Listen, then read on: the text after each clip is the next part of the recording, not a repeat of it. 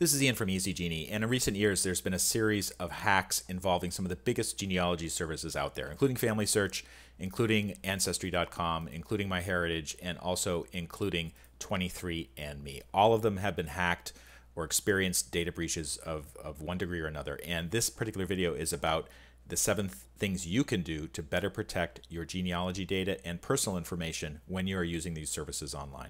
Because while this is very alarming, and while some people may think, oh, I shouldn't be using this at all, I think there's a middle ground you can take, and also you can certainly be more careful with your data. And here are my 7 steps.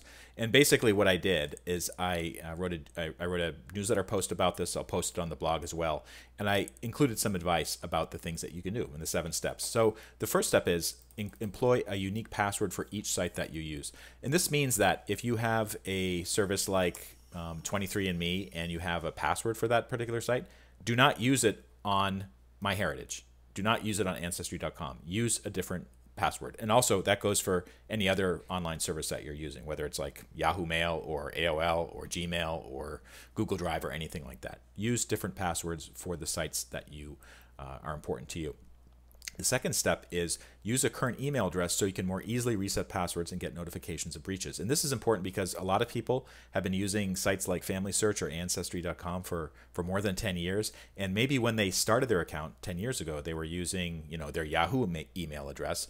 And then 5 years ago, they switched over to Gmail for most of their personal email, but they still use the Yahoo address as their kind of the login address for these genealogy services because they don't know how to change it or some other reason.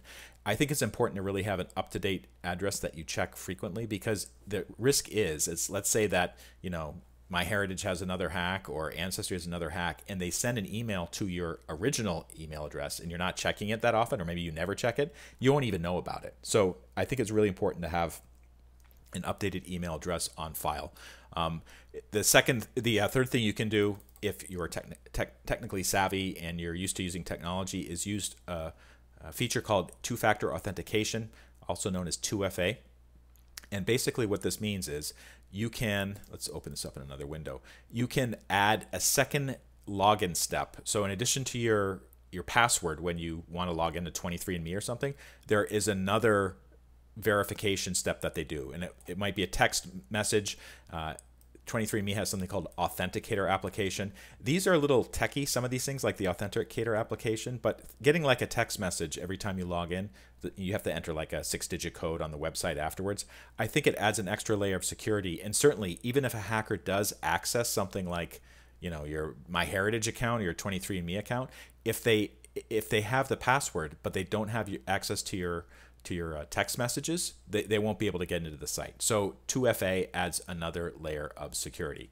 So the other things that you can do, do not use debit cards for genealogy subscriptions. In fact, I don't use debit cards for any online subscriptions at all. And I recently made sure that my kids don't do it either.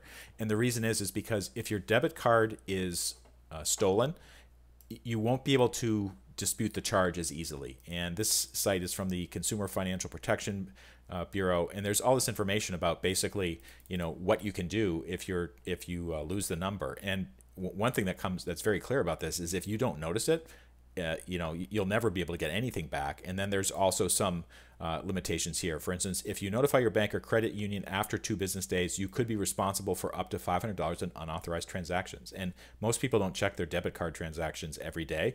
So if you wait a couple weeks before you notice this, you may be on the hook for a lot of money if the hackers have used the debit card for some sort of illegal use. The next thing that comes up is reconsidering sharing settings. What is your tolerance for sharing DNA or personal information?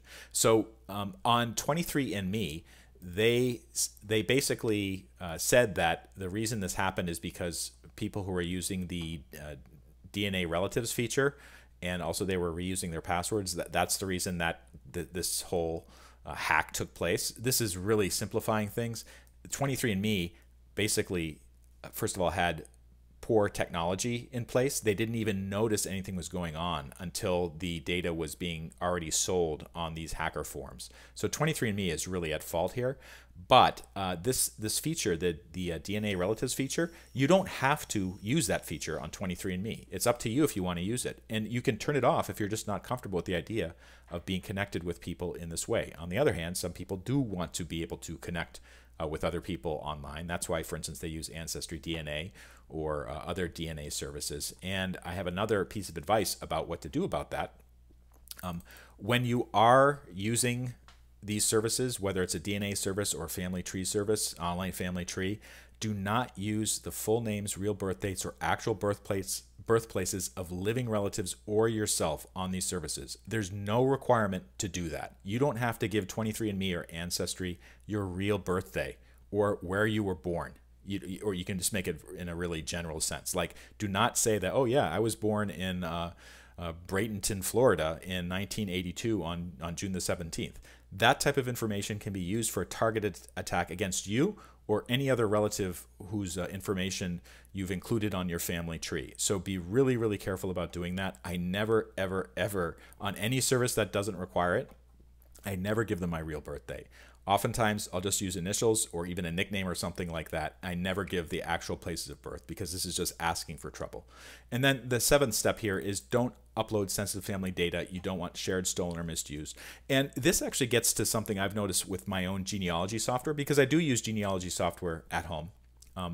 And this type of, on this database, I can not only enter the names and dates of people, but I can also enter information that's pretty sensitive, like, my great uncle or my great great grandfather was served time in prison. That's information I don't want shared out on Ancestry or any of these other services, and that's something that I keep on my own personal genealogy software, and it's not out there for the world. Because one thing I've learned after this whole episode with 23andMe, and then finding out that MyHeritage was also hacked, and Ancestry was hacked, and even Family Search was hacked, that these services cannot be trusted as good shepherds of our data. Genealogists and family historians really have to take control of their data, take control of their history, and not trust some profit-focused company or companies with other missions. Even though they may be good missions, they may not align with your own personal needs in terms of security or privacy. This is Ian from EasyGenie. If this video helped, please take a moment to like it or subscribe, and also leave a comment if you have any ideas about what I've just been talking about. Thank you.